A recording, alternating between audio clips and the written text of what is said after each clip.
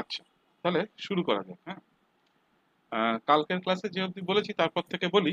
লক্ষ্য করো, কালকের ক্লাসে আমরা ডিসকাস করেছিলাম যে আমরা বোলজম্যান ডিস্ট্রিবিউশন ব্যবহার করে একটা জেনারেল ইলেকট্রোলাইটের ক্ষেত্রে চার্জ ডেনসিটির একটা এক্সপ্রেশন পাচ্ছি, যে এক্সপ্রেশনটা দেখতে এরকম। এবার এই এক্সপ্রেশনটার একটা মেজর সমস্যা হলো যে এই এক্সপ্রেশনটা এমন যেখানে আমাদের দুটো আননোন আছে। বাকি জিনিসগুলোর দিকে যদি তাকাও তাহলে দেখবে যে যদি ইলেকট্রোলাইট বা ইলেকট্রোলাইট গুলো জানা থাকে এবং তাদের কনসেন্ট্রেশন এটসেট্রা এটসেট্রা যদি জানা থাকে, তাহলে আমাদের অ্যাজ সাচ এই ধরনের কোনো সিস্টেমের ক্ষেত্রে আমাদের বাকি কোয়ান্টিটি গুলো, চার্জ ডেনসিটি এবং সাই, মানে ওই ইলেকট্রোস্ট্যাটিক পোটেনশিয়ালটা ছাড়া বাকি কোনো কোয়ান্টিটিকে ক্যালকুলেট করতে আমাদের কোনো সমস্যা নেই, বা বার করে নিতে আমাদের কোনো সমস্যা নেই। তার মানে সিচুয়েশনটা এরকম দাঁড়িয়েছে যে আমাদের কাছে দুটো আননোন আছে, রো আর সাই, কিন্তু ইকুয়েশন আছে একটা। তাহলে আমাদের যেটা প্রয়োজন সেটা হচ্ছে আরেকটা ইকুয়েশন আমাদের প্রয়োজন। এবার এই আরেকটা ইকুয়েশন কোথা থেকে আসবে? এখন এই আরেকটা ইকুয়েশন আনার ব্যবস্থা, বা সোজা কথায় বলা যেতে পারে যে আরেকটা ইকুয়েশনকে আমরা খুব সিম্পলি ইলেকট্রোস্ট্যাটিক্স থেকে নিয়ে আসতে পারি। ইলেকট্রোস্ট্যাটিক্সে একটা খুব সিম্পল ল আছে, যে লটাকে আমরা জেনারেলি ম্যাক্সওয়েলস ল বা ম্যাক্সওয়েলস ফার্স্ট ইকুয়েশন বলে থাকি। সেই ম্যাক্সওয়েলস ল বা ম্যাক্সওয়েলস ফার্স্ট ইকুয়েশন বলে যে কোনো যদি একটা এরকম সিস্টেম থাকে যে সিস্টেমটাতে চার্জ ডেনসিটি আছে, যে সিস্টেমটাতে চার্জ ডেনসিটি আছে এবং সেই চার্জের জন্য যদি কোনো একটা ইলেকট্রিক ফিল্ড তৈরি হয়, ধরা যাক সেই ইলেকট্রিক ফিল্ডটাকে আমরা কোনো একটা ই ভেক্টর বা এরকম কিছু দিয়ে সেই ফিল্ডটাকে আমরা রিপ্রেজেন্ট করছি, তাহলে সেই রকম একটা সিস্টেমের ক্ষেত্রে আমাদের এই ম্যাক্সওয়েলস ইকুয়েশন প্রযোজ্য হয়। এবার এই ম্যাক্সওয়েলস ইকুয়েশনের যে চেহারাটা, সেই ম্যাক্সওয়েলস ইকুয়েশনের বেসিক চেহারাটা হচ্ছে এরকম। কিরকম দেখতে? না, ম্যাক্সওয়েলস ইকুয়েশনকে দেখতে এরকম। আমি বলছি সবগুলো কি কি। এইখানে লক্ষ্য করো, এই যে একটা উল্টো ডেল্টার মতন সিম্বল আছে, এই সিম্বলটার দেখো মাথায় একটা ভেক্টর সাইন দেওয়া আছে, তার মানে it is some kind of A vector. এই ভেক্টরটাকে আমরা জেনারেলি বলে থাকি, তোমরা অঙ্কের ক্লাস করতে গিয়ে নিশ্চয়ই পড়েছো, এটাকে আমরা গ্রেডিয়েন্ট ভেক্টর বলি। এটা কিন্তু আমাদের কেমিস্ট্রির মধ্যে যে অঙ্ক আছে সেখানেও এই জিনিসটা বলা হয় যে গ্রেডিয়েন্ট ভেক্টর কি। এই ভেক্টরটাকে আমরা গ্রেডিয়েন্ট ভেক্টর বলি। আমি বলে দিচ্ছি গ্রেডিয়েন্ট ভেক্টর কি। এবং সেই চার্জ থাকার জন্য সিস্টেমটার মধ্যে যে ইলেকট্রিক ফিল্ড তৈরি হয়েছে সেটা যদি এই ই ভেক্টর দিয়ে রিপ্রেজেন্ট করি, তাহলে দেখানো যায় ম্যাক্সওয়েলস ইকুয়েশন থেকে যে এই দুটো ভেক্টরের ডট প্রোডাক্ট প্রপোর্শনাল হয় সেই সিস্টেমের চার্জ ডেনসিটির সাথে। এবং যে প্রপোর্শনালিটি কনস্ট্যান্টটা থাকে, সেই প্রপোর্শনালিটি কনস্ট্যান্টটা এসেনশিয়ালি এমন, যেটা দেখতে 4π/d এর মতো, যেখানে ডিটা সেই পার্টিকুলার মিডিয়াম, যে মিডিয়ামে ওই চার্জটা ঘোরাঘুরি করছে, তার ডাই ইলেকট্রিক কনস্ট্যান্ট। যদি এরকম হয়, হুম, যদি এরকম হয় যে চার্জগুলো সমস্ত রয়েছে কোনো একটা ভ্যাকিউমে, কোনো মিডিয়াম নেই, ভ্যাকিউম, তাহলে এই ডাইইলেকট্রিক কনস্ট্যান্টের এই টার্মটা রিপ্লেসড হয় বাই এপসাইলন জিরো, সেই 4πε0 এপসাইলন জিরো, মানে specific permittivity of free space বা স্পেসিফিক পারমিটিভিটি অফ ভ্যাকিউম দিয়ে। ঠিক আছে? তাহলে এই যে ইকুয়েশনটা, এটা বেসিক একটা ইকুয়েশন ইলেকট্রোস্ট্যাটিক্সের। এটা ইন জেনারেল ফিজিক্সেও পড়ানো হয়, মানে ইভেন যখন তোমার নর্মাল পাস কোর্স ছিল তখন ফিজিক্সের পাস কোর্সেও পড়ানো হতো। এটা একটা খুব বেসিক ইকুয়েশন। এই ইকুয়েশনটার সাহায্য নিলে আমরা এমন একটা ফর্মে পৌঁছতে পারি, দেখানো যায় যে ফর্মটা আমরা খুব ইজিলি আমাদের এই বোলজম্যান ডিস্ট্রিবিউশন ব্যবহার করে পাওয়া চার্জ ডেনসিটি, মানে রো এবং সাই এর রিলেশনশিপটার সাথে আরেকটা দ্বিতীয় রিলেশনশিপ হিসেবে কাজ করতে পারে, যেটা আমরা ব্যবহার করতে পারি রো এবং সাইকে ইউনিকলি বার করার জন্য। কারণ কোনো একটা সিচুয়েশন যদি এরকম হয় যে সিচুয়েশন আমার দুটো আননোন আছে, তাহলে সব থেকে ভালো হয় যদি দুটো ইকুয়েশন থাকে। তাহলে দুটো ইকুয়েশন, দুটো আননোন হলে ইউনিকলি দুটো সলিউশনই আমরা আলাদা আলাদা করে পাবো। তাহলে এই ম্যাক্সওয়েলের ফার্স্ট ইকুয়েশনের ভিত্তিতে আমরা যদি একটুখানি এবার এই গ্রেডিয়েন্ট ভেক্টরটার চেহারাটা দেখি, তাহলে এই গ্রেডিয়েন্ট ভেক্টরটার চেহারাটা হচ্ছে এরকম। দেখো, তার মানে গ্রেডিয়েন্ট ভেক্টর বেসিক্যালি একটা ডিফারেন্সিয়াল ভেক্টর, মানে সেখানে কতগুলো ডেরিভেটিভের মতন জিনিস রয়েছে, যেখানে সেই প্রত্যেকটা ডেরিভেটিভের সাথে একটা করে ইউনিট ভেক্টর আছে আই, জে এবং কে বলে। হুম, ঠিক যেভাবে আমরা একটা অর্ডিনারি ভেক্টরকে লিখি, ঠিক সেভাবেই এই ভেক্টরটাকেও লেখা হয়, with in terms of certain unit vectors along the three mutually perpendicular axes x y z, এবং ভেক্টরটার ডেফিনেশনটা হচ্ছে এটা। ওকে, এবার লক্ষ্য করো যে কোনো একটা সিস্টেমে যদি চার্জের জন্য একটা ইলেকট্রিক ফিল্ড তৈরি হয়, তাহলে সেই ইলেকট্রিক ফিল্ডটাকে এক্সপ্রেস করা যায় in terms of the electric potential সাই। কালকে ঠিক যেভাবে ইলেকট্রিক পোটেনশিয়ালকে ডিফাইন করেছিলাম, কিভাবে ডিফাইন করেছিলাম একটুখানি মনে করে দেখো। যে অ্যামাউন্ট অফ এনার্জি আমার লাগে ইনফিনিটি থেকে একটা চার্জকে, একটা ধরো পজিটিভ চার্জকে বা একটা নেগেটিভ চার্জকে কোনো একটা নির্দিষ্ট পয়েন্ট আর, রেডিয়াল ডিস্টেন্স কোনো একটা আর, সেখানে নিয়ে আসতে। ওকে, তাহলে সেই রকম ভাবে তাহলে ই কে আমরা এইভাবে ডিফাইন করতে পারি। তাহলে এই ডেফিনেশন অফ ই যদি আমরা ব্যবহার করি ইন দিস এক্সপ্রেশন, তাহলে এই এক্সপ্রেশনটার যেটা চেহারা দাঁড়ায় সেটা হচ্ছে এরকম, যে আমি ই এর জায়গায় সিম্পলি যেটা করলাম, আমি এই জিনিসটাকে সাবস্টিটিউট করলাম, এই মাইনাস সাইনটাকে আমি শুধু ডান দিকে নিয়ে গেছি। তাহলে যেটা ঘটলো, আমার লেফট সাইড অফ দিস ইকুয়েশনের দিকে তাকাও, দেখো দুটো গ্রেডিয়েন্ট ভেক্টরের এইরকম দেখতে দুটো ভেক্টরের ডট প্রোডাক্ট হয়ে থাকলো। ঠিক আছে, তাহলে যে কোনো দুটো ডট ভেক্টরের ডট প্রোডাক্ট কিরকম করে আমরা করি সেটা একটু ভাবি। তাহলে গ্রেডিয়েন্ট ভেক্টর দুটোর যদি আমরা ডট প্রোডাক্ট করি, তার মানে বেসিক্যালি এই ভেক্টরটাকেই ডট প্রোডাক্ট করতে হবে এর সাথে। তার মানে যে টার্মগুলো সার্ভাইভ করবে, যে টার্মগুলো নন জিরো হবে, সেই টার্মগুলো কারা? I I term, J J term এবং কে কে টার্ম। মানে এই আই এর সাথে আই, জে এর সাথে জে এবং কে এর সাথে কে, বিকজ বাকিগুলো অর্থোগোনাল হয়ে গিয়ে জিরো হয়ে যাবে।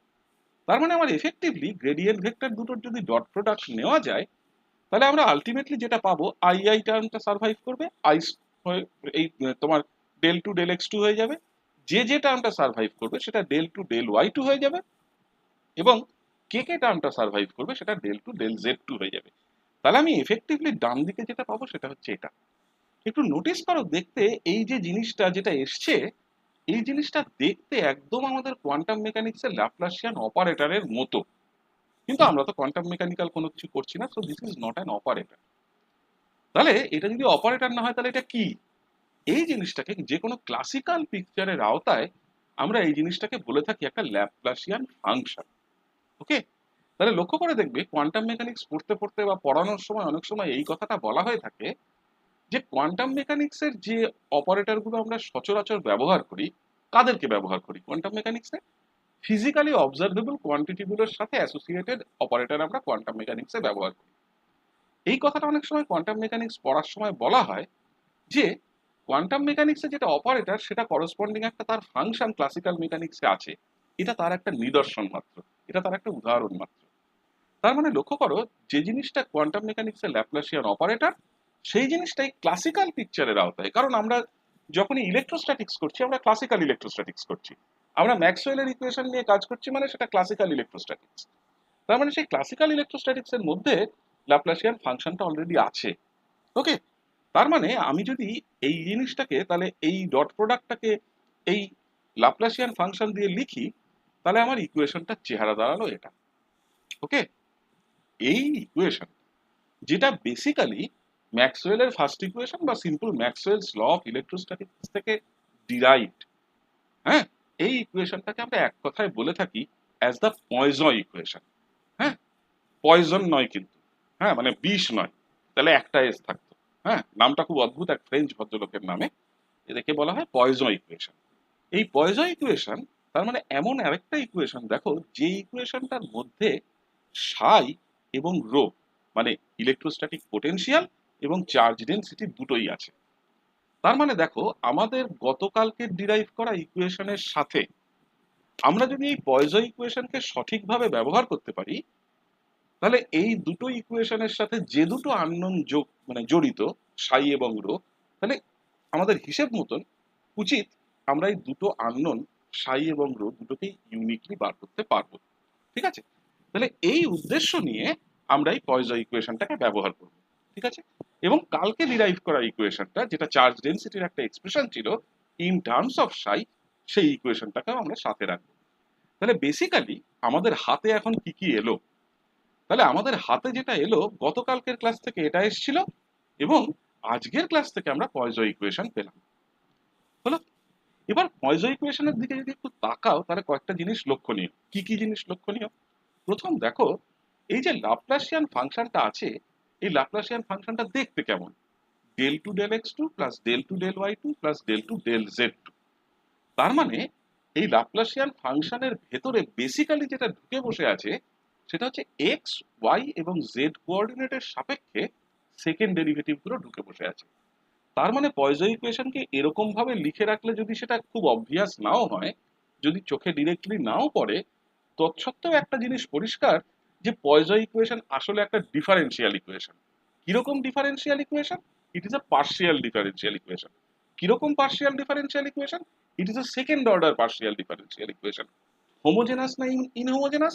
আমি বলবো হোমোজেনাস, কারণ ডান দিকে এরকম কোনো ফাংশন নেই which is a function of x y z. তাহলে পয়জো ইকুয়েশনকে এক কথায় যদি আমার ব্যাখ্যা করতে হয়, তাহলে Poisson equation is basically a three dimensional homogeneous partial differential equation in three variables X Y এবং জেড। ঠিক আছে? তাহলে এই হচ্ছে আমার বেসিক পয়জো ইকুয়েশন। এখন প্রশ্ন হলো যে এই পয়জো ইকুয়েশনটাকে আমি সলভ করব কি করে? ডিফারেন্সিয়াল ইকুয়েশন আমাকে তো সলভ করতে হবে, আমরা কি করে সলভ করব? তাহলে পয়জো ইকুয়েশনে সলভ করার একটা খুব সিম্পল পদ্ধতি আছে। সেই পদ্ধতিটা হচ্ছে এরকম, লক্ষ্য করো, আমরা যখন কালকের থেকে আজ অব্দি যে অব্দি আমরা ডিসকাস করেছি, এই অব্দি আসতে গিয়ে আমরা কতগুলো ছোট ছোট বিভিন্ন জায়গায় অ্যাপ্রক্সিমেশন, অ্যাজাম্পশন, পস্টুলেট যেভাবেই বলো, আমরা কিছু কিছু এরকম ধাপে ধাপে কিছু কিছু কথা এরকম বলে এসেছি। সেই কথাগুলোর মধ্যে একটা কথা এরকম ছিল যে কোনো একটা রেফারেন্স আয়নের চারিপাশে যে আয়নিক অ্যাটমসফিয়ারটা তৈরি হয়েছে, সেই আয়নিক অ্যাটমসফিয়ারটা স্ফেরিক্যাল, ঠিক না? তাহলে একটা স্ফেরিক্যালি সিমেট্রিক আয়নিক অ্যাটমসফিয়ার তৈরি হয়। ভালো কথা। কিরকম? না, সেই স্ফেরিক্যালি সিমেট্রিক আয়নিক অ্যাটমসফিয়ারটার টোটাল চার্জ রেফারেন্স আয়নের যা টোটাল চার্জ তার বিপরীত সাইনের হয়, কিন্তু ম্যাগনিটিউডের সমান হয়। তার মানে যে কোনো একটা reference ion in a very dilute solution, in an extremely dilute solution, কতটা ডাইলুট আমরা পরে ক্লিয়ার করব, এরকম একটা এক্সট্রিমলি ডাইলুট সলিউশনে, তার মানে আয়নিক অ্যাটমসফিয়ার এবং তার রেফারেন্স আয়ন দুজনে মিলে যে জিনিসটা তৈরি করে সেটা একটা ইলেকট্রিক্যালি নিউট্রাল এন্টিটি। ঠিক আছে?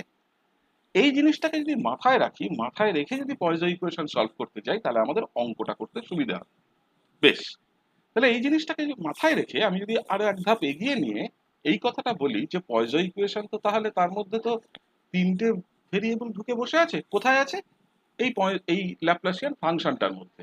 তাহলে এই ল্যাপ্লাসিয়ান ফাংশনটাতে আমার যদি তিনটে ভেরিয়েবল ঢুকে বসে থাকে, তাহলে তারা কারা কারা? এক্স ওয়াই এবং জেড। সুবিধাজনক হচ্ছে এই এক্স ওয়াই এবং জেড এই তিনটে ভেরিয়েবল যারা কার্টেসিয়ান স্পেসে আছে, এদেরকে নিয়ে যাও স্ফেরিক্যাল পোলার কোঅর্ডিনেটে। তাহলে ঠিক যেভাবে আমরা হাইড্রোজেন অ্যাটমের ক্ষেত্রে কাজটা করি, ঠিক সেরকম ভাবে স্ফেরিক্যাল পোলার কোঅর্ডিনেট সিস্টেমে আমি এদেরকে নিয়ে যাই।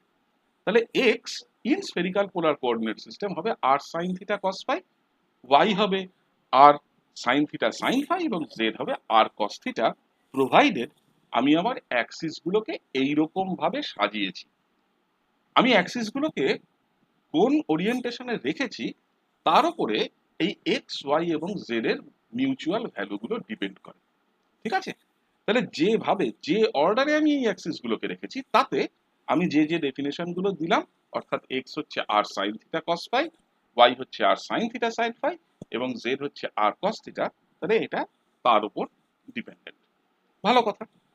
তাহলে আমার যদি এইরকম ধরনের কোনো কোঅর্ডিনেট ট্রান্সফরমেশন আমরা করি, যেখানে আমরা কার্টেসিয়ান সিস্টেম থেকে স্ফেরিক্যাল পোলার সিস্টেমে গেলাম, তাহলে যে ল্যাপ্লাসিয়ান ফাংশন কার্টেসিয়ান সিস্টেমে এইভাবে ডিফাইন্ড ছিল, সেই ল্যাপ্লাসিয়ান ফাংশন স্ফেরিক্যাল পোলার সিস্টেমে তাহলে এইভাবে ডিফাইন্ড। ওকে, তাহলে তাহলে দেখো আমরা যেটা করলাম সেটা হচ্ছে যে ল্যাপ্লাসিয়ান ফাংশনটাকে স্ফেরিক্যাল পোলার সিস্টেমে, স্ফেরিক্যাল পোলার কোঅর্ডিনেট সিস্টেমে ট্রান্সফর্ম করলাম। তাতে সুবিধে কি? সুবিধা একটা হলো, সেটা হচ্ছে এই, লক্ষ্য করো এক্ষুনি বললাম যে আমাদের যেটা আয়নিক অ্যাটমসফিয়ার, সেই আয়নিক অ্যাটমসফিয়ারটা স্ফেরিক্যালি সিমেট্রিক।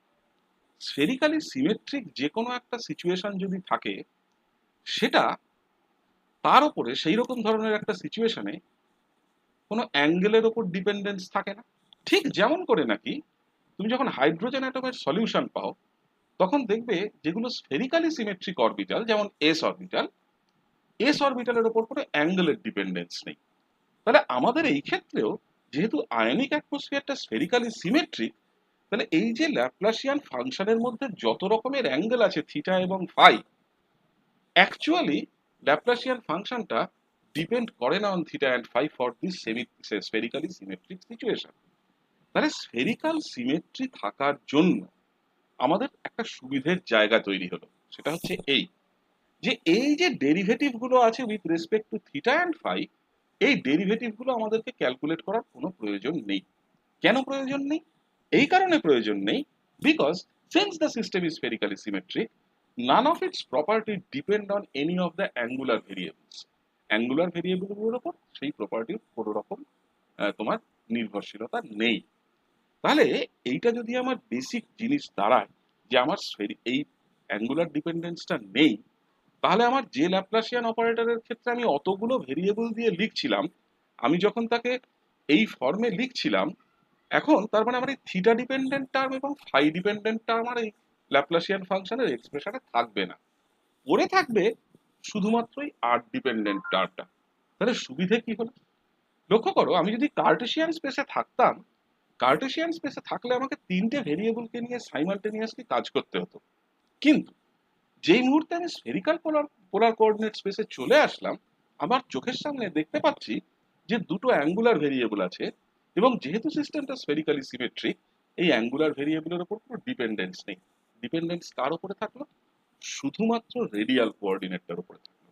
তাহলে এই টার্ম দুটো in spherical polar coordinate system Laplacian function থেকে সিম্পলি ড্রপ আউট করলো, এরা বেরিয়ে গেল। তাহলে এফেক্টিভলি যে জিনিসটা পড়ে থাকলো ল্যাপ্লাসিয়ান ফাংশনে, সেটা হচ্ছে শুধুমাত্র এটা। তাহলে আর পার্শিয়াল ডেরিভেটিভ রাখার কোনো মানে নেই, শুধু তো একটাই ভেরিয়েবল পড়ে আছে। তাহলে যেটা থাকলো তার মানে আমার সুবিধা কি হলো? তাহলে আমার সুবিধা এটা হয়ে গেল যে আমি তার মানে আমার ল্যাপ্লাসিয়ান ফাংশনটাকে খুব সিম্পলি এইরকম ভাবে আমি লিখতে পারি। ওকে, বেশ। তাহলে এবার তাহলে আমার অরিজিনাল পয়জো ইকুয়েশন কি ছিল? Laplacian function times psi equal to -4 pi rho by D.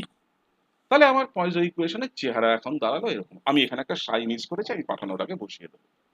তার মানে আমার ল্যাপ্লাসিয়ান ফাংশনে এই জিনিসটার সাথে মনে মনে ধরে নাও এখানে একটা সাই আছে, ওটা আমি লিখতে ভুল করেছি, আমি মিস করে গেছি। তার মানে এই ল্যাপ্লাসিয়ান ফাংশনে এইটা পড়ে থাকলো, তাহলে শুধুমাত্র রেডিয়াল কোঅর্ডিনেটের উপর ডিপেন্ডেন্স পড়ে থাকলো। ওকে, তার সাথে আর কি আছে? তার সাথে আমাদের গতকালকের ক্লাসে ডিরাইভ করা এই ইকুয়েশনটাও আছে। হলো? তাহলে তাহলে আমি যদি এবার সিম্পলি রো এর জায়গায় এই এক্সপ্রেশনটাকে সাবস্টিটিউট করে রো এর জায়গায়, তাহলে দেখো বাম ধারে আমার এরকম একটা ফাংশন আছে যেখানে একটা ডিফারেন্সিয়েশন হচ্ছে, ডাবল ডেরিভেটিভ এখানে একবার এখানে একবার উইথ রেসপেক্ট টু আর। এখানে মনে মনে একটা সাই ধরে নাও, ওটা আমার ভুল। এবং তার মানে ডান দিকে কি আসলো? রো এর জায়গায় আমি এই এক্সপ্রেশনটাকে বসিয়ে দিলাম, তাহলে আমার আরেকটা সাই চলে এলো। তাহলে আমার যেটা দাঁড়ালো সেটা হচ্ছে এসেনশিয়ালি, এখানে সাই আছে, হ্যাঁ, তার মানে আমার এসেনশিয়ালি যেটা দাঁড়ালো সেটা হচ্ছে ডান দিকটার চেহারা রো এর এই এক্সপ্রেশনটাকে বসানোর ফলে হয়ে গেল এরকম। নোটিস করো, নোটিস করো যে যেই মুহূর্তে আমি এই জিনিসটা ফিক্স করে দিয়েছি যে আমার ইলেকট্রোলাইট কে, আমি কোন সলভেন্টে আমার ইলেকট্রোলাইটের সলিউশন বানিয়েছি, ইলেকট্রোলাইট কে বা কারা, সেটা ফিক্স করার সাথে সাথে এই সামেশনের ভেতরে থাকা কোয়ান্টিটিটা ফিক্সড। আমি কোন সলভেন্টে সলিউশন বানিয়েছি এটা বলে দেওয়ার সাথে সাথে আমার dielectric constant of the medium fixed.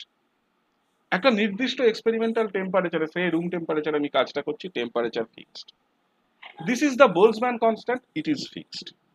বাকিগুলো সমস্ত ইউনিভার্সাল কনস্ট্যান্ট, ইলেকট্রনিক চার্জ অমুক তমুক, সেগুলোও ফিক্সড। তার মানে সাই ছাড়া ডান দিকে যা যা কোয়ান্টিটি আছে সমস্ত quantity fixed, provided my electrolyte solution is known. Electrolyte solution known মানে সলিউটও নোন, সলভেন্টও নোন। সলিউট নোন হওয়ার জন্য সামেশন এর মধ্যে যা যা আছে সব নোন, সলভেন্ট নোন হওয়ার জন্য ডাইইলেকট্রিক কনস্ট্যান্ট।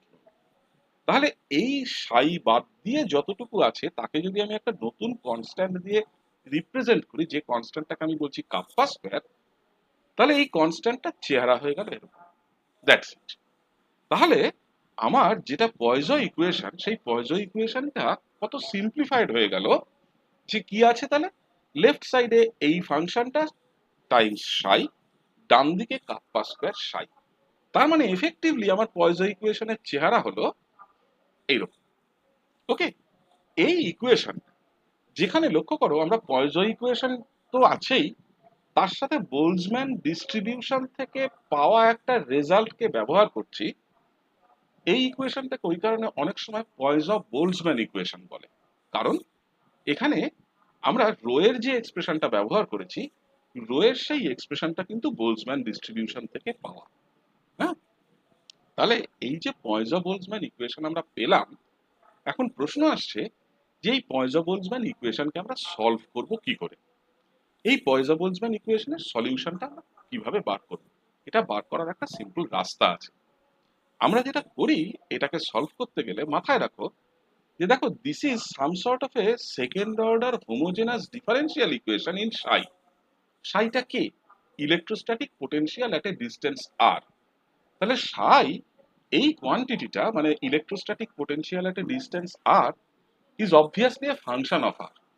মানে সেটা আর পাল্টালে, আমি যদি সেন্ট্রাল আয়নটা থেকে আমার রেফারেন্স আয়নটা থেকে আমার রেডিয়াল ডিস্টেন্স পাল্টায়, তাহলে অবভিয়াসলি আমার ইলেকট্রোস্ট্যাটিক পোটেনশিয়ালটা পাল্টাবে। যেমন আমি যদি রেফারেন্স আয়নটার খুব কাছে থাকি, মানে যদি আমার আরটা খুব ছোট হয়, তাহলে ইলেকট্রোস্ট্যাটিক পোটেনশিয়াল স্বাভাবিকভাবে বেশি হবে। যত আমি রেডিয়াল ডিস্টেন্স বাড়িয়ে বাড়িয়ে রেফারেন্স আয়ন থেকে দূরে চলে যাব, আমার ইলেকট্রোস্ট্যাটিক পোটেনশিয়াল তত কমবে। তার মানে সোজা কথায় সাই ইজ এ ফাংশন অফ আর। আমরা যেটা করি পয়জো বোলজম্যান ইকুয়েশনকে সলভ করতে গেলে, এই psi as a function of r কে রিডিফাইন করি, নতুন করে ডিফাইন করি। কিভাবে ডিফাইন করি? এইভাবে ডিফাইন করি। আমরা একটা নতুন ফাংশন নিয়ে আসি বিটা বলে, which is also a function of r, এবং সাই আর এবং বিটা আর কে রিলেট করি এইভাবে। এই যে ডেফিনেশনটা, এই ডেফিনেশনটা সিম্পলি একটা ম্যাথমেটিক্যাল রিকোয়ারমেন্ট, আর কোনো কারণ নেই। এই বিটার সাথে আমাদের কোনো ফিজিক্যাল সিগনিফিকেন্স অ্যাসোসিয়েটেড নেই। আমি একটু পরেই দেখাবো যে বিটার সাথে কেন কোনো ফিজিক্যাল সিগনিফিকেন্স অ্যাসোসিয়েটেড নেই। বিটাটা আলটিমেটলি কাজেও লাগবে না, শুধু আমাদের অঙ্কের সুবিধার্থে, অঙ্ক করার সুবিধার জন্য আমরা বিটা বলে একটা ইন্টারমিডিয়েট ফাংশন অফ আর তাকে নিয়ে আসছি, এবং তার সাহায্য নিয়ে সাইকে রিডিফাইন করছি। আলটিমেটলি আমরা সাই নিয়েই কাজ করব। ঠিক আছে? তাই যদি ঘটে, তাহলে আমি যদি এই আমার যদি ডেফিনেশন অফ সাই হয় ইন টার্মস অফ বিটা, তাহলে ফার্স্ট ডেরিভেটিভ অফ সাই কত হবে? তাহলে দেখো, ফার্স্ট ডেরিভেটিভ অফ সাই হবে with respect to r obviously. তাহলে একটা first derivative with respect to r, psi এর জায়গায় আমি বিটা বাই আর লিখতে পারি। তাহলে বিটা বাই আর মানে বিটাটাও কিন্তু mind it is a function of r. তার মানে আমার একটা টার্ম আসবে যেখানে বিটা কনস্ট্যান্ট থেকে 1/r এর ফার্স্ট ডেরিভেটিভ হবে, দ্বিতীয়বার 1/r টা কনস্ট্যান্ট থেকে বিটার ফার্স্ট ডেরিভেটিভ হবে। তাহলে this will be the two terms. Okay, এবার আমি যদি এই পুরো জিনিসটাকে আমি একটু অন্যভাবে দেখি, কিভাবে? লক্ষ্য করো, আমি যদি এই পুরো জিনিসটাকে, এটাকে আর স্কোয়ার দিয়ে গুণ করে দেখি, এই পুরো ইকুয়েশনটাকে, তাহলে আর স্কোয়ার দিয়ে গুণ করলে লেফট সাইডে আসবে r square d psi d r, left সাইডে তাই এলো। ডান দিকে ছিল minus beta by r square 1/r d beta d r. তাহলে এই আর স্কোয়ারটাকে ক্যান্সেল আউট করলো, তাহলে পড়ে থাকলো একটা মাইনাস বিটা, একটা আর কে ক্যান্সেল আউট করে দিল, পড়ে থাকলো একটা আর ডি বিটা ডি আর। ঠিক আছে? তাহলে first derivative of Sai multiplied by r square, সেটা আমাদের বেরিয়ে গেল। কেন বার করা দরকার ছিল? বিকজ পয়জো বোলজম্যান ইকুয়েশনে দেখো এই জিনিসটা আমার আছে, আমি সেই জন্য এটাকে আলাদা করে বার করে নিলাম। তাহলে যেহেতু এটা আমি বার করে ফেলেছি এইবার, তাহলে আমি এবার এটার ভ্যালুটাকে নিয়ে গিয়ে এখানে সাবস্টিটিউট করি। তাহলে পয়জো বোলজম্যান ইকুয়েশনের যেটা লেফট সাইড, সেটাতে কি হলো, এই ভ্যালুটা আমার জানা এখন। এই ভ্যালুটা কত? না এত। এটাকে দিয়ে আমি এখানে সাবস্টিটিউট করে দিলাম। যেই মুহূর্তে আমি এটাকে সাবস্টিটিউট করে দিলাম, এইবার আমি দ্বিতীয়বার ডেরিভেটিভ নেওয়ার জন্য প্রস্তুত। আমি দ্বিতীয়বার ডেরিভেটিভ নিলাম। সামনে একটা 1/r স্কোয়ার আছে, প্রথমেই তাহলে বিটার ডেরিভেটিভ হলো, সামনে একটা মাইনাস সাইন আছে, থাকলো। দ্বিতীয়বার আমি এইটার ফার্স্ট ডেরিভেটিভ, মানে এই ফার্স্ট ডেরিভেটিভটার আবার ফার্স্ট ডেরিভেটিভ নিচ্ছি, তাহলে একটা সেকেন্ড ডেরিভেটিভ আসবে আর কে কনস্ট্যান্ট রেখে, তাহলে এটা এলো। নেক্সট বার কি করছি, এইটাকে কনস্ট্যান্ট রাখছি, আর এর ডেরিভেটিভ হচ্ছে বলে একটা 1 আসলো। ওকে, যেই এটা হয়ে গেল দেখো এই টার্মটাকে ক্যান্সেল আউট করলো, তাহলে আমার ডান দিকে পড়ে থাকলো শুধুমাত্র 1/r d2β dr2। ওকে, তাহলে পয়জো বোলজম্যান ইকুয়েশনের এই পুরো লেফট হ্যান্ড সাইডটা ইন টার্মস অফ বিটা দেখতে হয়ে গেল এরকম। তাহলে আমি পয়জো বোলজম্যান ইকুয়েশনকে রিরাইট করছি বিটার সাপেক্ষে। তাহলে পুরো লেফট হ্যান্ড সাইডটার চেহারা হয়ে গেছে এটা। তাহলে লেফট হ্যান্ড সাইডের জায়গায় এটা লিখলাম। ডান দিকে কি আছে, কাপ্পা স্কোয়ার সাই ছিল, সাইয়ের জায়গায় বিটা বাই আর লিখলাম। তাহলে আমার ডিফারেন্সিয়াল ইকুয়েশনটা কত সোজা দেখতে হয়ে গেল। ওকে, তাহলে বেসিক্যালি এই পয়জো বোলজম্যান ইকুয়েশন এবং এই ফর্মে পয়জো বোলজম্যান ইকুয়েশন দুটো আইডেন্টিক্যাল, দুটো সেম। শুধুমাত্র যেটা হয়েছে সেটা হচ্ছে আমি একটা intermediate function beta as a function of r নিয়ে এসেছি, নিয়ে এসে আমি সেটাকে ব্যবহার করেছি মাত্র। বেশ, তাহলে এইটা যেই মুহূর্তে আমার কাজটা হয়ে গেল, এইবার লক্ষ্য করো এই যে ফর্মটা ডিফারেন্সিয়াল ইকুয়েশনের, এই ফর্মটা আমাদের খুব পরিচিত। এইরকম যে কোনো ডিফারেন্সিয়াল ইকুয়েশন ভেবে দেখো, d2y dx2 equal to some m square y, তাহলে এর সলিউশন গুলো কি হয়, e to the power plus minus m x. তাহলে আমার এখানে সলিউশন গুলো কি হওয়া উচিত, e to the power plus minus kappa r. তাহলে এইরকম ধরনের যে কোনো ডিফারেন্সিয়াল ইকুয়েশনের ক্ষেত্রে সলিউশন গুলো দেখতে এরকম হওয়া উচিত। তাহলে এটাই যদি সলিউশন হয়, তাহলে দেখো আমি কি কি পাই। তাহলে প্রথম, আমার যদি এইটা সলিউশন হয় তার মানে আমি ফার্স্ট ডেরিভেটিভ করলে পাবো এটা, সেকেন্ড ডেরিভেটিভ করলে পাবো এটা। এখন দেখো বিটাটা, হুম, এবার তার মানে লক্ষ্য করো যে বিটাটা একটা এক্সপোনেনশিয়াল ফাংশন অফ আর। এবার মুশকিল হলো যে বিটা কিন্তু সাই এর সাথে রিলেটেড, আমরা বিটা আর সাই এর মধ্যে সম্পর্কটা জানি। এবার বিটাটা যেহেতু একটা এক্সপোনেনশিয়াল ফাংশন অফ আর, তার দুটো পসিবল সলিউশন বেরোচ্ছে। একটা হচ্ছে e to the power minus kappa r, আরেকটা e to the power plus kappa r. এখন ঘটনা হচ্ছে তাই যদি বেরোয়, তাহলে বিটার যে দুটো সলিউশন আমি পেলাম, তাহলে অ্যাকচুয়াল সলিউশনটা কে? অবভিয়াসলি আমার কোনো সলিউশনের প্রতি কোনো বায়াস নেই, আমরা কোনো সলিউশনের প্রতি কোনো রকম পক্ষপাত করছি না। তার মানে আমরা অ্যাকচুয়াল সলিউশনটাকে সিম্পলি ডিফারেন্সিয়াল ইকুয়েশনে যেভাবে আমরা করি তাদের একটা লিনিয়ার কম্বিনেশন করে আমি লিখলাম। তার মানে কি হলো, তার মানে আমার দুটো আননোন কনস্ট্যান্ট এলো এ আর বি বলে। তাহলে এই এ আর বি বলে যে দুটো আননোন কনস্ট্যান্ট এলো, সেই আননোন কনস্ট্যান্টের রেসপেক্টে আমি বিটাকে লিখলাম। এবার বিটা মানে দেখো একটু আগেই বলে এসেছিলাম যে বিটা ডিভাইডেড বাই আর, তাকে আমরা ডিফাইন করেছিলাম অ্যাজ সাই আর। তাহলে আমি বিটাকে যদি সিম্পলি আর দিয়ে ভাগ করে দিই, তাহলে সাই আর আসা উচিত। তাহলে আমি বিটাকে সিম্পলি আর দিয়ে ভাগ করে দিলাম। বিটাকে সিম্পলি আর দিয়ে ভাগ করলে এই দুটো টার্মকেও আমার আর দিয়ে ভাগ করতে হয়, তাই করলাম। তাহলে সাই আর এর একটা এক্সপ্রেশন আমরা পেয়ে গেলাম। তাহলে বেসিক্যালি পয়জো বোলজম্যান ইকুয়েশনের সলিউশন থেকে সাই আর এর যে এক্সপ্রেশনটা পেলাম সেটা হচ্ছে এটা। এই এক্সপ্রেশনটা ইজ এ জেনারেল সলিউশন। কেন general solution? This is a general solution because it actually contains two solutions. একটা হচ্ছে e to the power minus kappa r, আরেকটা হচ্ছে e to the power plus kappa r. এবার লক্ষ্য করে দেখবে differential ইকুয়েশনের বেসিক থিওরিতে এই কথাটা খুব পরিষ্কার লেখা থাকে বা বলা থাকে, বা আমরা এই জিনিসটাকে প্র্যাকটিস করি, যে যখনই আমরা কোনো ডিফারেন্সিয়াল ইকুয়েশন সলভ করি, আমরা প্রথম যে সলিউশনটা পাই তাকে আমরা বলি জেনারেল সলিউশন। আমাদের ক্ষেত্রে এইটা হচ্ছে সেই general solution.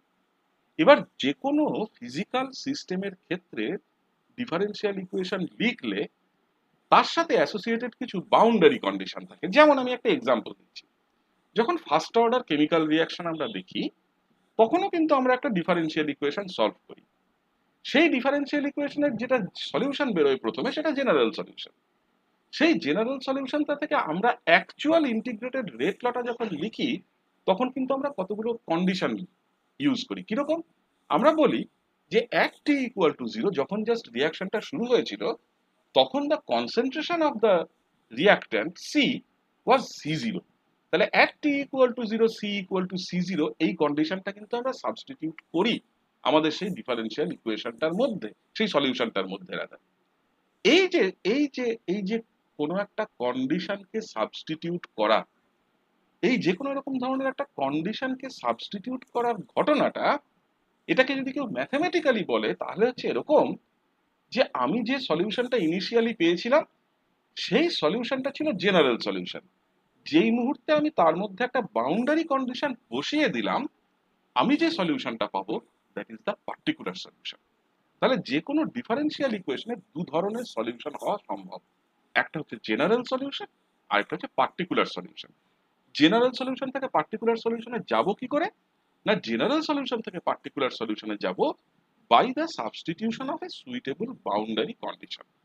Suitable boundary condition কোথা থেকে আসবে? আমার সিস্টেমটা কিরকম তার উপরে নির্ভর করবে যে আমার সুইটেবল বাউন্ডারি কন্ডিশনটা কি বা কারা। হ্যাঁ, একাধিক বাউন্ডারি কন্ডিশন থাকতে পারে, একটা বাউন্ডারি কন্ডিশন থাকতে পারে, এটসেট্রা এটসেট্রা, অনেক কিছু হতে পারে। তার মানে আমার যেটা সিচুয়েশন দাঁড়ালো সেটা হচ্ছে এরকম যে এইরকম ধরনের যে কোনো সিস্টেমের ক্ষেত্রে, তাহলে এইরকম ধরনের যে কোনো সিস্টেমের ক্ষেত্রে তার মানে আমি যে সলিউশনটা ইনিশিয়ালি পেলাম আমাদের ক্ষেত্রে এইটা, that particular solution is a representation of the general solution। এখান থেকে পার্টিকুলার সলিউশনে যাব। কি করে যাব? বাউন্ডারি কন্ডিশন বসাতে হবে, এক্ষুনি বললাম। তাহলে কি করে বাউন্ডারি কন্ডিশন বসাবো? দেখো, বাউন্ডারি কন্ডিশন আমাদের কিন্তু জানা আছে। কোথা থেকে জানা? লক্ষ্য করো, আমরা যখনই এটা কার সলিউশন, এই যে সলিউশনটা পেয়েছি কার, এটা কিসের? ইলেকট্রোস্ট্যাটিক পোটেনশিয়াল সাই। তার মানে একটু আগেই বললাম যে আমি যত রেডিয়াল ডিস্টেন্স বাড়াবো তত আস্তে আস্তে আস্তে আস্তে আস্তে আস্তে সাইটা কমবে। আমি যত রেফারেন্স আয়নের কাছে থাকবো ইলেকট্রোস্ট্যাটিক পোটেনশিয়াল তত বেশি। ঠিক? তাহলে আমি যদি রেডিয়াল ডিস্টেন্স বাড়াতে বাড়াতে ইনফিনিটি করে দিই, তাহলে obviously at an infinite distance from the reference ion has got no influence. তার মানে সেখানে নিশ্চয়ই ইলেকট্রোস্ট্যাটিক পোটেনশিয়াল জিরো। তাহলে this is the boundary condition. তার মানে at r tending to infinity psi is zero. তাহলে at r tending to infinity যদি সাইকে জিরো হতে হয়, তাহলে লক্ষ্য করে দেখো, আর টেন্ডিং টু ইনফিনিটি হলে সাইকে যদি জিরো হতে হয়, তাহলে একমাত্র এই পার্টটুকু অ্যাকসেপ্টেবল, এই পার্টটুকু অ্যাকসেপ্টেবল নয়। Because at r tending to infinity this term goes to infinity. তার মানে সেটা তো ফিজিক্যালি সম্ভব নয়। তাহলে যদি সেইটা ফিজিক্যালি সম্ভব না হয়, তার মানে এই সলিউশনটা, এই part of the solution for psi is physically unacceptable for us. ঠিক আছে? তার মানে যেটা দাঁড়ালো সিচুয়েশন সেটা হচ্ছে এরকম যে সাইকে পয়জো-বোলজম্যান ইকুয়েশন দ্বারা সলভ করতে গিয়ে যে দুটো সলিউশন আমরা পেয়েছিলাম তার মধ্যে একটা সলিউশন কে আমরা ফিজিক্যালি ওই সিস্টেমের সাথে মেলাতে পারছি না, তার সাথে সিস্টেমটার সাথে আমরা ওটাকে খাপ খাওয়াতে পারছি না। তাহলে খাপ খাওয়াতে না পেরে আমরা কি করছি, সেইটাকে কেন বাদ দিচ্ছি? বাদ দেওয়ার পেছনে লজিকটা এটা যে আর টেন্ডিং টু ইনফিনিটি হলে ইলেকট্রোস্ট্যাটিক পোটেনশিয়ালকে জিরো হতে হবে। দেখা যাচ্ছে এমন একটা টার্ম ঢুকে বসে আছে আমাদের সলিউশনের মধ্যে, জেনারেল সলিউশনের মধ্যে, যেটা আর টেন্ডিং টু ইনফিনিটি গেলে সেটা নিজেই ইনফিনিটি হয়ে যায়। তার মানে this term is not acceptable. তার মানে বি ইজ জিরো। তাহলে যদি বিটা জিরো হয়, তার মানে আমার একমাত্র অ্যাকসেপ্টেবল সলিউশন হচ্ছে এটা। ভালো কথা। এটা যদি আমার অ্যাকসেপ্টেবল সলিউশন হয়, এই অ্যাকসেপ্টেবল সলিউশনটারও কিন্তু একটা সমস্যা আছে। সমস্যাটা কি? লক্ষ্য করে দেখো, এই অ্যাকসেপ্টেবল সলিউশনটার মধ্যে একটা আননোন কনস্ট্যান্ট এ ঢুকে বসে আছে। তাহলে এই যে আননোন কনস্ট্যান্ট, এই আননোন কনস্ট্যান্টটাকে আমরা কি করে বার করব? ঠিক আছে, এবার দেখো শুরু থেকেই, মানে গতকালকের ক্লাসের রেসপেক্টে বলছি, গতকালকের ক্লাসের থেকেই বলে আসছি একটা কথা যে ডিবাই হুকেল থিওরি তার সাথে অ্যাসোসিয়েটেড কতগুলো সিম্পল ছোট ছোট পস্টুলেট বলো, অ্যাসাম্পশন বলো, অ্যাপ্রক্সিমেশন বলো, এগুলো আছে। আমরা একটা কথাকে যেমন একেবারে পস্টুলেট বলেই শুরু করেছিলাম যে প্রত্যেকটা আয়নের সাথে একটা অ্যাসোসিয়েটেড আয়নিক অ্যাটমসফিয়ার এক্সিস্ট করে।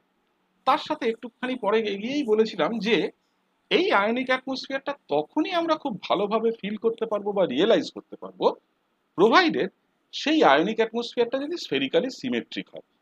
স্ফেরিক্যালি সিমেট্রিক আয়নিক অ্যাটমসফিয়ার হতে গেলে আমরা বলেছিলাম যে সত্যি সত্যি সলিউশনটাকে এক্সট্রিমলি ডাইলুট হতে হয়।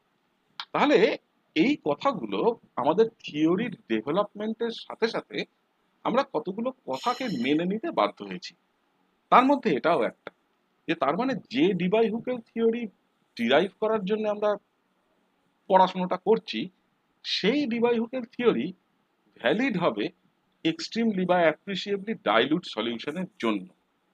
এবার কতটা ডাইলুট, মানে এর ডাইলুশনের এক্সটেন্ট কি, সেই সম্বন্ধে কোনো কোয়ান্টিটেটিভ মানে পরিমাণগত কোনো মতামত বা কথা আমি এই মুহূর্তে বলার জায়গায় নেই।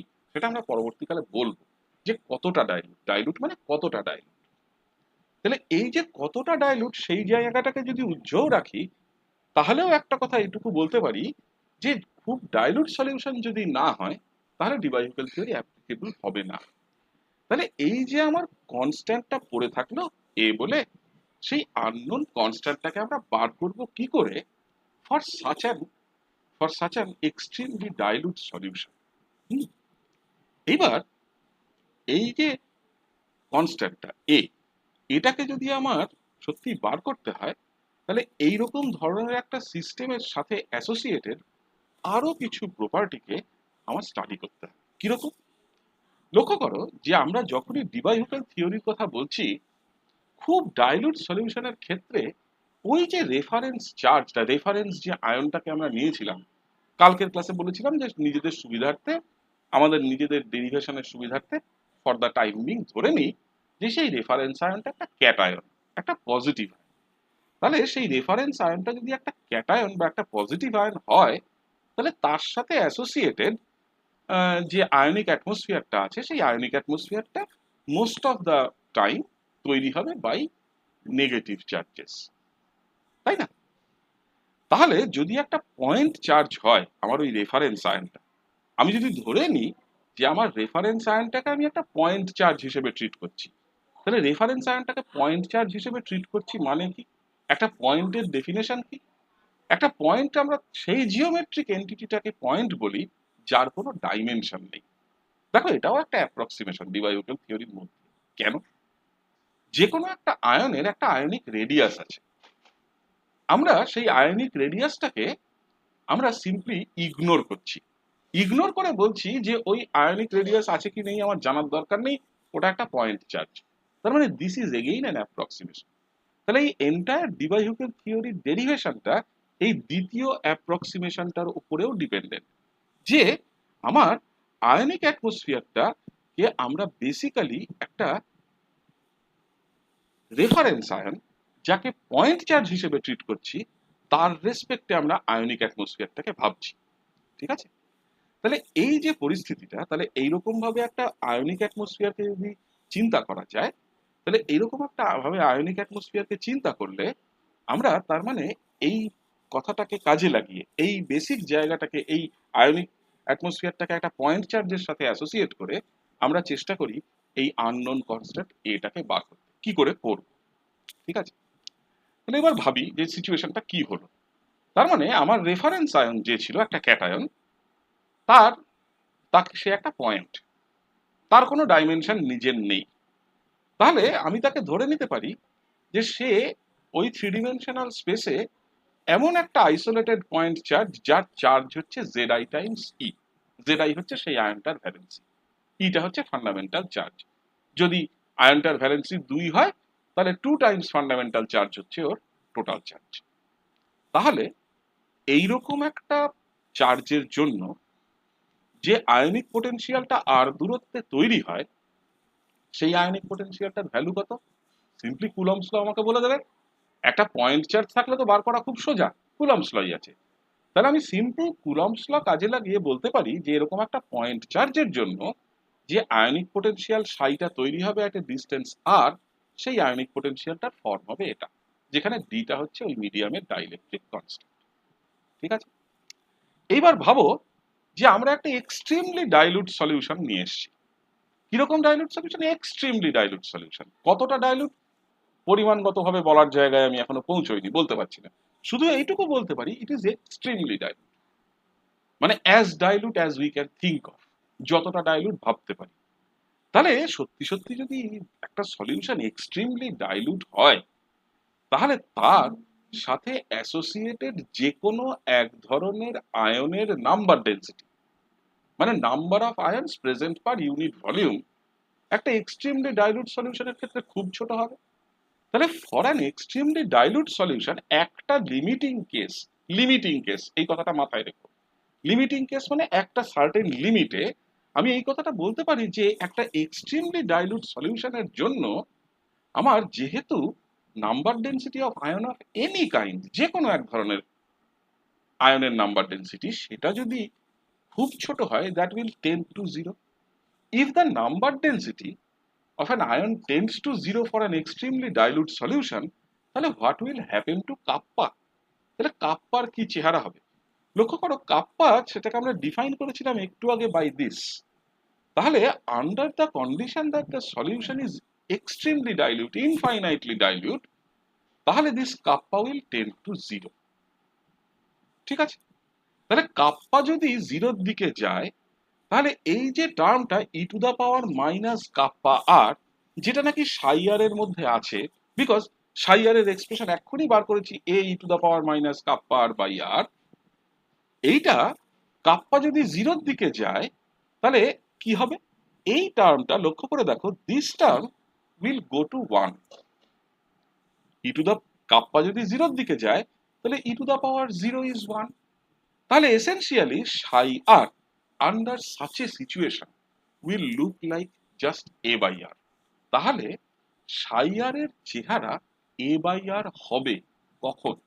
Provided the solution is so dilute, এতটাই ডাইলুট সলিউশন যে ডাইলুশনে গেলে আমি যে কোনো আয়নের নাম্বার ডেন্সিটিকে লিমিটিংলি জিরো ধরে নিতে পারি, সেই রকম ডাইলুশনে।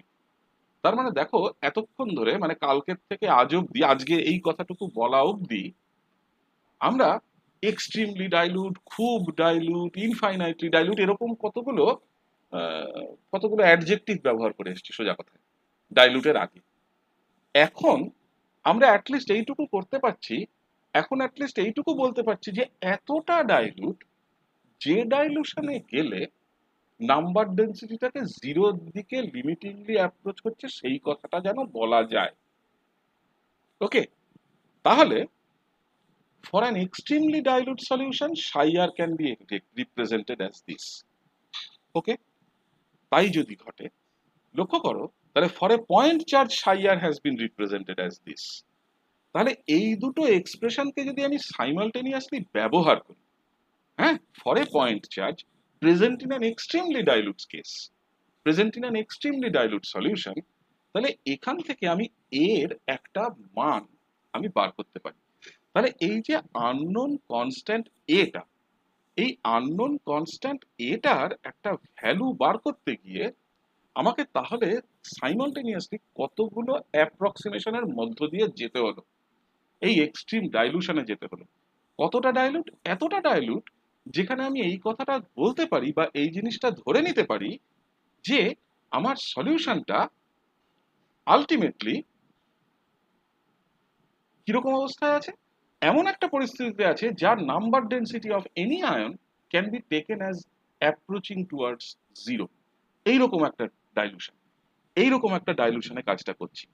তাহলে এইটা যদি আমরা বলি, তাহলে এর যে ভ্যালুটা এই ধরনের অ্যাপ্রক্সিমেশন করে বেরোলো, এর এই ভ্যালুটা is obviously not the precise value.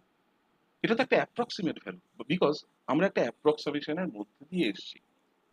এই যে অ্যাপ্রক্সিমেশনের মাধ্যমে এসে একটা ভ্যালু বার করা of an unknown constant, this actually incorporates, A করে কি, এ আমাদের এই ডিবাই হুকের থিওরির মধ্যে খানিকটা এরার ঢুকিয়ে দেয়। সত্যি সত্যি এরার খানিকটা ঢোকে।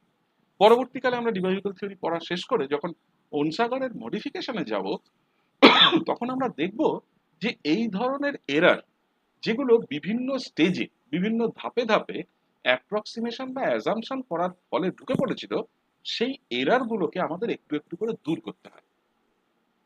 সেগুলো আলাদা মডিফিকেশন আছে, সেগুলো আমরা পরে আলোচনা করব। শুধু মাথায় রেখো যে এরার কোথায় কোথায় দিয়ে ঢুকছে। তাহলে এইটা এমন একটা জায়গা যেখান থেকে, যে জায়গাটা একটা সোর্স অফ এরার হিসেবে কাজ করতে পারে। ডিবাই-হুকেল থিওরির সাকসেস বা ফেলিওর এই জায়গাটার উপর নির্ভরশীল। কারণ আমি যদি খুব বেশি পরিমাণে এরার ঢুকিয়ে থাকি, তাহলে কিন্তু আমার এই থিওরি খুব সাকসেসফুল হবে না। ওকে, তার মানে এই এরারের সোর্স গুলো হচ্ছে সেই সেই জায়গাগুলো যেখানে যেখানে আমরা অ্যাপ্রক্সিমেশন বা অ্যাজাম্পশন করে এগোচ্ছি। তাহলে এই ভ্যালুটাকে নিয়ে আপাতত খানিক দূর এগোনো যাক। তাহলে এর এই পার্টিকুলার ভ্যালুটাকে যদি আমি সাইয়ারের এক্সপ্রেশনে সাবস্টিটিউট করি, তাহলে আমি পয়জো বোলজম্যান ইকুয়েশন থেকে পাওয়া, তার সলিউশন থেকে পাওয়া সাইয়ারকে এই ফর্মে আমি লিখতে পারি। এইটা হচ্ছে আমার সাইয়ারকে লেখার সেই পার্টিকুলার ফর্মটা। দাঁড়াও, এইটা হচ্ছে সেই পার্টিকুলার ফর্মটা আমার সাইয়ারকে লেখার। ঠিক আছে? তাহলে এই যে ফর্মটাতে আমরা পৌঁছলাম, এই ফর্মটা তার মানে এটা আমরা কিছুটা হলেও কিন্তু স্বীকার করে নিলাম যে সাইয়ারের এই ফর্মটার মধ্যে there is some chances of error, because আমরা এই জায়গাটাতে এসছি as a result of certain approximation, কিছু অ্যাপ্রক্সিমেশনের মাধ্যমে। ঠিক আছে? ওকে, এখন ঘটনা হলো যে সব তো হলো, দেখো সাইয়ারের একটা এক্সপ্রেশন পাওয়া গেল, সাইয়ারের এক্সপ্রেশন পাওয়া গেছে মানে আমি যদি এবার ওটাকে নিয়ে গিয়ে চার্জ ডেনসিটির এক্সপ্রেশনে বসিয়ে দিই, তাহলে আমি চার্জ ডেনসিটির একটা এক্সপ্রেশন পেয়ে যাবো। তাহলে আমার কোনো সমস্যা নেই, কারণ আমার তখন দুটো ইকুয়েশন, দুটো আননোন, সেইভাবে তো আমরা সলভ করে নিলাম ব্যাপারটা। দ্য প্রশ্ন ইজ, কি প্রশ্ন? প্রশ্নটা হচ্ছে এটা যে কি করে আমরা এইরকম ধরনের একটা সিস্টেমের ক্ষেত্রে আয়নিক অ্যাটমসফিয়ারের সাথে অ্যাসোসিয়েটেড যে টোটাল চার্জ আছে সেটা ক্যালকুলেট করব। কারণ এই চার্জ ক্যালকুলেশনটা আমাদের জন্য খুব প্রয়োজনীয়। কেন প্রয়োজনীয়? কালকের থেকে বলে আসছি একটা কথা, সেটা হচ্ছে এরকম যে এই ধরনের চার্জ ক্যালকুলেশন না করলে এটা কখনোই আমরা প্রমাণ করতে পারবো না যে আয়নিক অ্যাটমসফিয়ারের টোটাল চার্জ আমার রেফারেন্স আয়নের টোটাল চার্জের সাথে ম্যাগনিটিউডের সমান কিন্তু সাইনে আলাদা। আমার রেফারেন্স আয়নের টোটাল চার্জ যদি জেড টাইমস ই হয়, তাহলে ইট ইজ এক্সপেক্টেড যে আয়নিক অ্যাটমসফিয়ারের সাথে ওই রেফারেন্স আয়নের সাথে অ্যাসোসিয়েটেড আয়নিক অ্যাটমসফিয়ার, তার সাথে অ্যাসোসিয়েটেড যে চার্জ হবে সেটা মাইনাস জেড টাইমস ই হবে। এইটাকে আমরা কি করে এস্টাবলিশ করব? এইটাকে এস্টাবলিশ করার জন্য আমাদের কতগুলো পদ্ধতি আছে। এখন ঘটনা হচ্ছে যে আমাদের এই কোনো রকম কাজ এখন করতে গেলে আমরা প্রচুর অ্যাপ্রক্সিমেশন করে এসছি বলে আমাদের মনের মধ্যে একটা সন্দেহ কাজ করছে যে আদৌ কি এই কাজটা করে আমরা সাকসেসফুল হব। ইন্টারেস্টিং বিষয় হচ্ছে যে দেখা যাক, তার মানে আমরা যতটা আজকে পারি আমরা এগোই, যে দেখি যে আমরা কত দূর এটাকে এস্টাবলিশ করতে পারি। মনে করো যে এই যে আমার রেফারেন্স আয়নটা আছে, যে রেফারেন্স আয়নটাকে mind it under extremely dilute situation আমরা একটা পয়েন্ট চার্জ হিসেবে ট্রিট করেছি। ওটা কিন্তু ইন রিয়েলিটি পয়েন্ট চার্জ নয়, ওটা একটা আয়ন, মাথায় রেখো। ওটা একটা আয়ন মানে তার সাথে একটা অ্যাসোসিয়েটেড আয়নিক রেডিয়াস আছে। তার সাথে অ্যাসোসিয়েটেড যেহেতু একটা আয়নিক রেডিয়াস আছে, তার মানে তার একটা সাইজ আছে। আমরা কিন্তু সেই সাইজটাকে ইগনোর করেছি। কেন ইগনোর করেছি? এই এই বেসিসে ইগনোর করেছি যে সলিউশনটা তো এক্সট্রিমলি ডাইলুট। যে সমস্ত ডিস্টেন্স আমরা মাপছি এই আয়নটার রেসপেক্টে, সেই ডিস্টেন্স গুলো এত বড় এই আয়নটার সাইজের রেসপেক্টে যে তাকে আমি একটা বিন্দু হিসেবে, তাকে আমি একটা পয়েন্ট হিসেবে কনসিডার করতে পারি। এই এই ভিত্তিতে কিন্তু আমরা ওই আয়নটাকে, যার নিজস্ব একটা সাইজ থাকা সত্ত্বেও, তাকে আমরা একটা পয়েন্ট চার্জ হিসেবে কনসিডার করছি। এখন মনে মনে ভাবো যে এই রেফারেন্স আয়নটার থেকে আর দূরত্বে একটা স্ফেরিক্যাল শেল আছে। স্ফেরিক্যাল শেল মানে কি? মনে মনে এইভাবে ভাবো, মনে মনে ভাবো আমার কোথাও একটা স্পেসে একটা পয়েন্ট আছে, সেই পয়েন্ট থেকে আর দূরত্বে আর রেডিয়াস মেনটেন করে একটা গোলক বা একটা স্ফিয়ার আঁকো, মনে মনে আঁকো। এবার ওই রেডিয়াসটাকে ইনফাইনাইটেসিমালি বড় করে দাও, আর থেকে আর প্লাস ডিআর করে দাও। তাহলে আবার আরেকটা স্ফিয়ার আঁকো। তাহলে এই যে দুটো স্ফিয়ার হলো, ছোট স্ফিয়ারটার রেডিয়াস কত? আর। বড় স্ফিয়ারটার রেডিয়াস কত? আর প্লাস ডিআর। মজাটা কি? দুটো স্ফিয়ারেরই সেন্টার হচ্ছে একটাই। কোনটা? যে পয়েন্টে আমার রেফারেন্স আয়নটা বসে আছে সেইটা হচ্ছে দুটো স্ফিয়ারেরই সেন্টার। এই ধরনের স্ফিয়ার যাদের একই সেন্টার, যাদের সেন্টার যে পয়েন্টটা সেটা কমন, এই ধরনের দুটো স্ফিয়ারকে আমরা বলি কনসেন্ট্রিক স্ফিয়ার্স। কনসেন্ট্রিক, কনসেন্ট্রিক মানে সমকেন্দ্রবিন্দুওয়ালা, একই কেন্দ্র থেকে তারা তৈরি। তাহলে এই যে দুটো স্ফিয়ারের মাঝখানের যে জায়গাটা, একটার রেডিয়াস আর, আরেকটার রেডিয়াস ডিআর, তাহলে মাঝখানের যে একটা একটা ছোট্ট খুব সরু একটা স্ট্রিপের মতন জায়গা যেটা স্ফেরিক্যাল শেপের, সেই স্ট্রিপটার থিকনেস কত? তার মানে আর প্লাস ডিআর মাইনাস আর, তাহলে ডিআর থিকনেসের একটা স্ফেরিক্যাল শেল। তাহলে আমরা মনে মনে কল্পনা করি যে আমাদের সেন্ট্রাল আয়নটা থেকে আর দূরত্বে ডিআর থিকনেসের একটা স্ফেরিক্যাল শেল আছে। এখন আমি কাউকে যদি জিজ্ঞেস করি এই স্ফেরিক্যাল শেলটার ভলিউম কত, খাতা থাকলে লিখে ফেলো।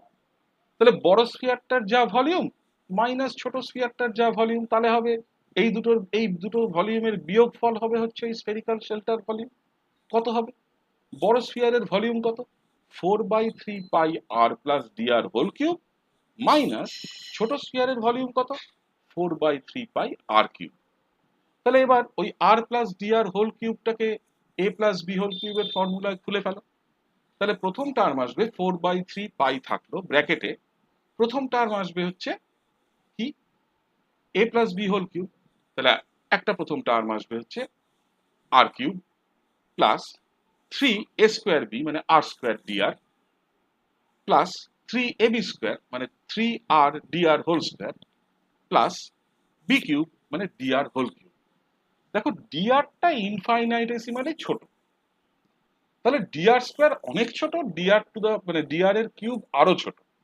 তার মানে আমি ডিআর স্কোয়ার ডিআর কিউব এই টার্মগুলোকে যদি নেগলেক্ট করি, তাহলে দেখো প্রথম টার্মটা 4/3 পাই আর কিউব আমার ওই -4/3 পাই আর কিউব যেটা ছোট স্ফিয়ারের ভলিউম সেই দুটোকে ক্যান্সেল আউট করবে। তাহলে ভলিউম হিসেবে যেটা পড়ে থাকবে সেটা হবে হচ্ছে 4 পাই আর স্কোয়ার ডিআর। তাহলে এই স্ফেরিক্যাল যে শেলটা মাঝখানে তৈরি হলো সেই স্ফেরিক্যাল শেলটার ভলিউম হচ্ছে 4 পাই আর স্কোয়ার ডিআর। এবার আমি কাউকে যদি জিজ্ঞেস করি আচ্ছা বলো তো এই স্ফেরিক্যাল শেলের উপরে চার্জ কতটুকু কতটুকু চার্জ আছে, আমি বললাম ডিকিউ পরিমাণ চার্জ আছে। তাহলে ডিকিউ পরিমাণ চার্জ আছে মানে কি, ডিকিউ এর ভ্যালু কত? আমি বললাম যেটা চার্জ ডেনসিটি সেই চার্জ ডেনসিটিকে আমি স্ফেরিক্যাল শেলের ভলিউম দিয়ে গুণ করলেই তো ওই স্ফেরিক্যাল শেলের মধ্যে কতটুকু চার্জ আছে পেয়ে যাব। তাহলে আমি করলাম কি, স্ফেরিক্যাল শেলের মধ্যে যদি ডিকিউ পরিমাণ চার্জ থাকে আমি সেই ডিকিউ পরিমাণ চার্জকে বার করে ফেললাম। কিভাবে বার করলাম? না চার্জ ডেনসিটিকে ওই স্ফেরিক্যাল শেলের আয়তন বা ভলিউম দিয়ে গুণ করলাম। এই 4 পাই আর স্কোয়ার ডিআর কি করে এসছে সেটাই এতক্ষণ বললাম।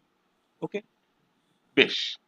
তাহলে এখন ঘটনা হচ্ছে যে এই যে স্ফেরিক্যাল শেলটা, এই স্ফেরিক্যাল শেলটা কে সেন্ট্রাল বা রেফারেন্স আয়ন থেকে আর দূরত্বে তৈরি হওয়া একটা কাল্পনিক জায়গা মাত্র। এটা তো আমরা নিজেরা কল্পনা করে ওই জায়গাটার কথা ভাবছি যে সেন্ট্রাল বা রেফারেন্স আয়নের রেসপেক্টে আর দূরত্বে যে জায়গাটুকু তৈরি হয়েছে তার সাথে অ্যাসোসিয়েটেড চার্জের পরিমাণ হচ্ছে এতটুকু। ওকে, এখন আমার আসল উদ্দেশ্যটা কি? আমাদের আসল উদ্দেশ্য হচ্ছে যে ওই রেফারেন্স আয়নটার চারপাশে যে গোটা স্ফিয়ারটা আছে সেই স্ফিয়ারটার সাথে অ্যাসোসিয়েটেড চার্জ কত। কারণ আমরা শুরুর থেকে বলে আসছি as a postulate to the Debye Hückel theory যে সেই রকম একটা সিচুয়েশনে আমার যেটা টোটাল চার্জ হবে আয়নিক অ্যাটমসফিয়ারের সেটা রেফারেন্স আয়নের চার্জের এক্স্যাক্টলি সেম ম্যাগনিটিউড হবে কিন্তু সাইনে এক্স্যাক্টলি বিপরীত হবে। তার মানে আমার রেফারেন্স আয়নের ভ্যালেন্সি যদি জেড হয় তাহলে জেড হচ্ছে রেফারেন্স আয়নের চার্জ, তাহলে আয়নিক অ্যাটমসফিয়ারের চার্জ হবে -Zi টাইমস ই। তাহলে এই অবস্থাতে দাঁড়িয়ে তাহলে এরকম জায়গাটাতে দাঁড়িয়ে আমরা তাহলে একটা জিনিস কনক্লুড করতে পারি যে এই যে স্ফেরিক্যাল শেলটুকু আমরা পেলাম সেই স্ফেরিক্যাল শেলের সাথে অ্যাসোসিয়েটেড চার্জ, এই চার্জটা একটা শুধুমাত্র ওই ডিআর থিকনেসের একটা একটা পট্টির মতন জায়গার মধ্যে যতটুকু চার্জ আছে, সেই ডিআর থিকনেসের একটা স্ট্রিপের মতন জায়গায় যতটুকু চার্জ আছে ততটুকু হচ্ছে এটা। This cannot be the total charge associated with the ionic atmosphere. তাহলে প্রশ্ন হচ্ছে যে তাহলে আয়নিক অ্যাটমসফিয়ার বা আয়নিক ক্লাউডের সাথে অ্যাসোসিয়েটেড টোটাল চার্জকে যদি আমি কিউ ক্লাউড বলি বা কিউ অ্যাটমসফিয়ার বলি তাহলে সেটাকে আমি বার করব কেমন করে? একটা খুব সিম্পল রাস্তা আছে, সেটা হচ্ছে মনে করো যেহেতু শুরু থেকেই বলে আসছি যে আয়নিক অ্যাটমসফিয়ারটাও স্ফেরিক্যালি সিমেট্রিক, তাহলে এইরকম ভাবে অসংখ্য যদি আমি স্ফেরিক্যালি সিমেট্রিক এরকম পট্টি যাদের এক একজনের থিকনেস ডিআর করে তাদের সকলের চার্জ তো আমি এইভাবে বার করতে পারি। তাহলে যদি তাদের ইন্ডিভিজুয়ালি এইরকম স্ট্রিপগুলোর চার্জ বার করে তাদেরকে যোগ করে দিই, তাহলে তো আমি আয়নিক অ্যাটমসফিয়ারের টোটাল চার্জ পেয়ে যাব। তার মানে কিউ ক্লাউড বা কিউ অ্যাটমসফিয়ার যেভাবেই বলো, সেইটা টোটাল চার্জটা বার করার একটা রেসিপি হচ্ছে এটা। টোটাল চার্জটাকে বার করার একটা প্রোটোকল বলো, ফর্মুলা বলো, এটা হচ্ছে এটা, যে আমি এইরকম স্ট্রিপ অসংখ্য infinite number of such strips এর কথা ভাবলাম। কোথা থেকে? না, রেফারেন্স আয়নটার থেকে বিভিন্ন আর দূরত্বে তৈরি হয়েছে। এইটা যেমন আর দূরত্বে তৈরি হয়, আমি অন্য কোনো আরেকটা দূরত্বে গেলাম, আরেকটা এরকম কনসেন্ট্রিক স্ফিয়ার পাবো, তাদের মাঝখানের জায়গা। এরকম করে আমি প্রত্যেকটা স্ট্রিপকে যদি কনসিডার করি, এরকম কত স্ট্রিপ হওয়া সম্ভব?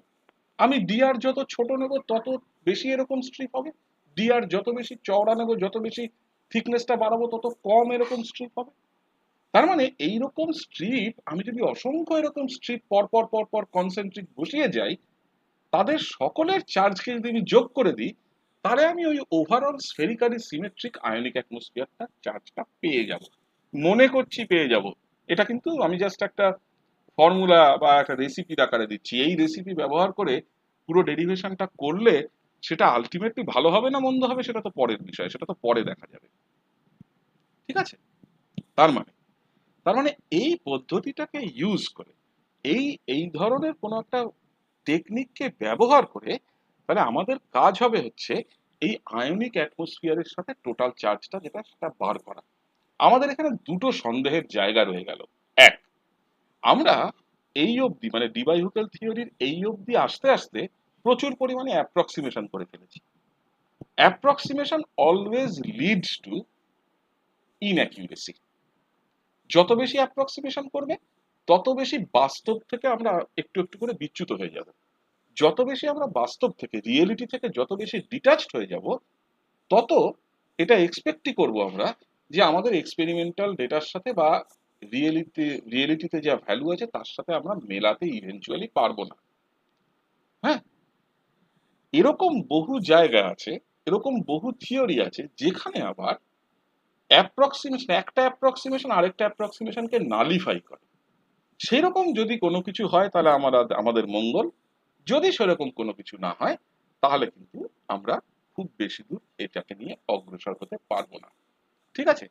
তাহলে এর পরের দিনকার ক্লাসে আমরা বেসিক্যালি যে জায়গাটা থেকে স্টার্ট করব সেটা হচ্ছে এইটা, এই রেসিপিটা আমরা মাথায় রাখি, এই এই এই টেকনিকটাকে আমরা মাথায় রাখি, এই টেকনিকটাকে মাথায় রেখে আমরা পরের দিনকার ক্লাসটা শুরু করব এই জায়গাটা থেকে, যে তার মানে আমরা ওভারঅল আয়নিক অ্যাটমসফিয়ারের চার্জটা এই এরকম অসংখ্য ইন্ডিভিজুয়াল স্ট্রিপের চার্জের যোগফল হিসেবে ক্যালকুলেট করব। কি করে যোগ করব?